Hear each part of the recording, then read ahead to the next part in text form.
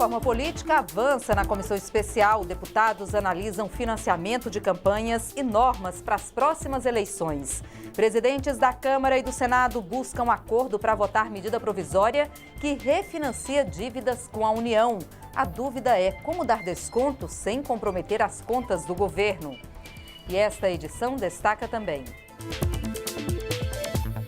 o descompasso entre tecnologia, medicina e planos de saúde. Comissão pergunta por que os planos não incluem novos tratamentos mais avançados na cobertura mínima. E ainda, contra a violência, programa de reeducação. É o que defende proposta de combate à agressão sofrida pelas mulheres dentro de casa.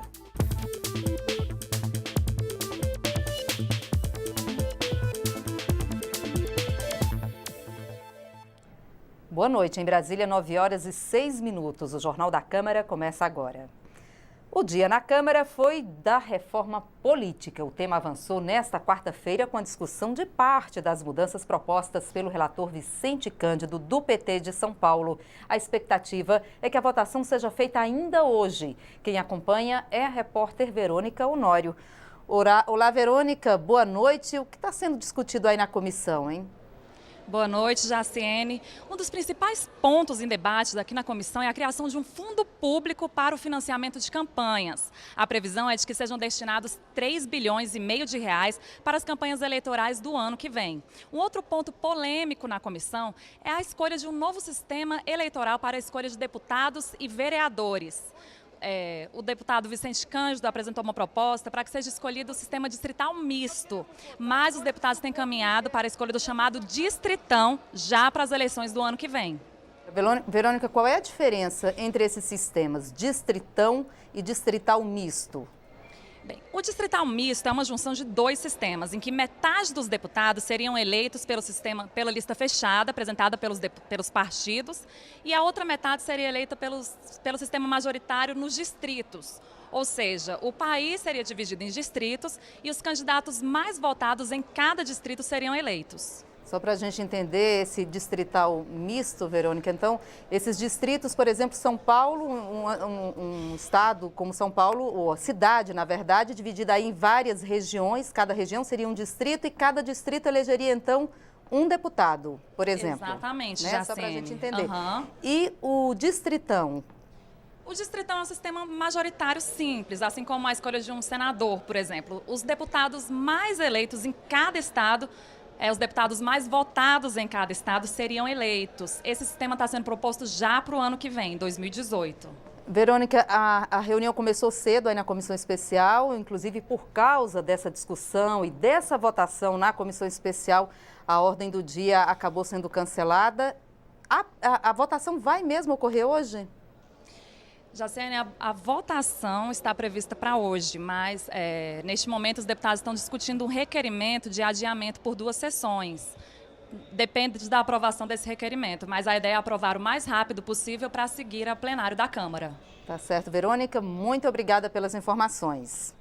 E vale lembrar que a reforma política aqui na Câmara está sendo discutida aí por partes, né? Aqui na Câmara ainda há uma outra comissão que discute outros pontos da reforma política, que é o fim das coligações e cláusula de desempenho. Essa comissão especial analisa a proposta de emenda à Constituição 282. E essa comissão deve se reunir, então, para discutir essas propostas amanhã, a partir das 10 da manhã. Presidentes da Câmara e do Senado almoçam juntos e o prato principal é uma medida provisória que vem causando preocupação ao governo. A MP 783, conhecida como MP do Refis, reprograma dívidas com a União. A questão é definir até onde pode chegar o refinanciamento. Dados da Receita Federal indicam que a dívida total está em torno de 1 trilhão e 600 bilhões de reais em créditos a receber.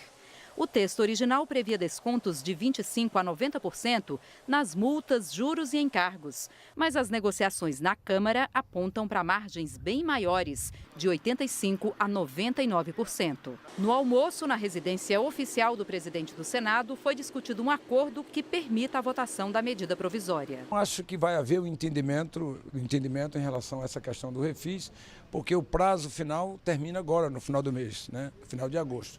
E é preciso que a gente dê uma sinalização do que vai acontecer com essa medida provisória. O presidente da Câmara lembrou que o texto final da proposta precisa ser um meio termo que não comprometa a arrecadação de receitas. A gente conseguiu abrir um diálogo para que se possa caminhar num texto que garanta a arrecadação. A gente está vendo a dificuldade de arrecadação, a dificuldade de cumprir a meta, e tudo que a gente não pode é construir algo que seja responsabilizado pela frustração de arrecadação e que depois o governo encaminhe qualquer tipo de ideia de aumento de impostos que a gente sabe que não passa na Câmara dos Deputados. Então o ideal é que a gente possa construir um texto que se aproxime muito da medida provisória editada para que se possa garantir, já que a Receita tem muita clareza que com essa medida provisória próxima a essa, ela vai conseguir arrecadar aí os 13 bilhões que estão previstos.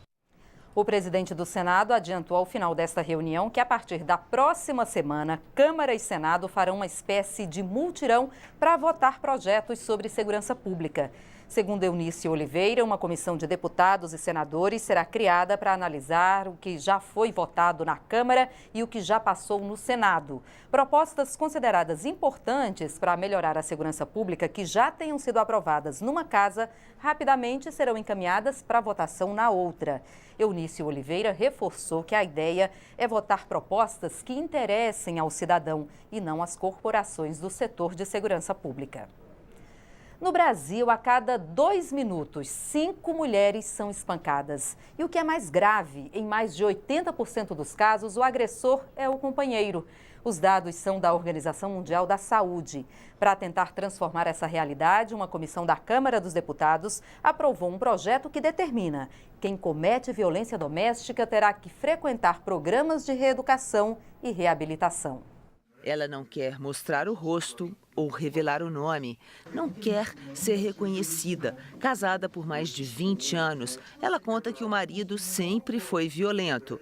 Mas quando resolveu voltar a estudar, as agressões ficaram mais frequentes. Sempre mais agressivo. Então, como era a época de renovar o semestre, aí ele gostaria que eu não renovasse. Só que aí eu fui contra ele, renovei o semestre. E acho que isso deixou ele muito chateado também. Muitas vezes, até a gente se dar conta do que está ocorrendo dentro da nossa casa, já passaram-se anos, né? Foi o que aconteceu comigo, anos e anos, sendo ali sufocada, né? Minha autoestima estava minada, né? Não conseguia nem sair direito na rua. Assim, eu encontro muitas mulheres que falam assim: mas você fez essa escolha, você tem que aguentar. Então, você tem muitas mulheres também que acham que, em nome do casamento, tem que aguentar qualquer coisa do marido, né? O caso foi parar na justiça. Nossa personagem foi encaminhada para um programa de reabilitação que dá atendimento às famílias e também ao agressor.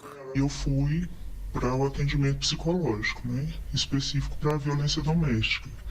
É o que tem me ajudado nesse período, que é foi muito difícil, abrir um buraco no chão, 22 anos, né, de casado, e do nada eu fiquei sem saber o que fazer, né? O Núcleo de Atendimento à Família e aos Autores de Violência Doméstica existe há 14 anos no Distrito Federal e funciona nos mesmos moldes do que propõe o projeto de lei em tramitação aqui na Câmara. De uma forma geral, acontece um acordo, né, em que o suposto autor de violência ele é beneficiado com a suspensão do processo ou outros instrumentos jurídicos, né? E aí, a partir disso, a pessoa é encaminhada para um acompanhamento psicossocial com a gente no NAFABD, né? Então lá a gente faz atendimentos individuais, né? A gente pode fazer encaminhamentos para outros serviços da rede e o nosso foco, como eu falei, é o grupo. A Organização Mundial da Saúde traduziu em números essa tragédia. 5 mulheres são espancadas a cada 2 minutos no Brasil. 80% das vezes, o agressor é o companheiro. A deputada Laura Carneiro, do PMDB Carioca, explica por que é importante também tratar o agressor. Aquele agressor da mulher da Lei Maria da Penha terá não só o tratamento da pena de uma maneira geral, mas também tentaremos a reabilitação desse cidadão, seja obrigando a acompanhar grupos de AA, seja com tratamento psicológico, seja com acompanhamento de cursos específicos e mesmo com os outros níveis de recuperação para que esse cidadão não volte a recair e não bata mais em mulher nenhuma. De alguma maneira, você tem que reabilitar aquele cidadão, mas ao mesmo tempo puni-lo por ter batido mulher. Eu acho que aos poucos a sociedade brasileira começa a entender que um homem não bate uma mulher, nem uma mulher num homem. As pessoas não podem simplesmente se agredir. O assunto agora é educação e tributos. A Comissão de Educação aprovou o projeto que isenta do IPI o imposto sobre produtos industrializados às fábricas de móveis escolares. A ideia é incentivar as escolas, sejam elas públicas ou particulares, a renovarem o mobiliário escolar, já que sem o IPI, os móveis sairiam mais em conta. Na proposta original do deputado Pompeu de Matos, do PDT do Rio Grande do Sul, somente as escolas públicas eram beneficiadas. Mas o relator na Comissão de Educação, Sérgio Vidigal, do PDT do Espírito Santo, modificou o texto. Nosso relatório deixa bem claro que o mobiliário só é somente para os prédios de ensino. Por exemplo, não poderia ser comprados, adquiridos para mobiliar a estrutura das secretarias, né?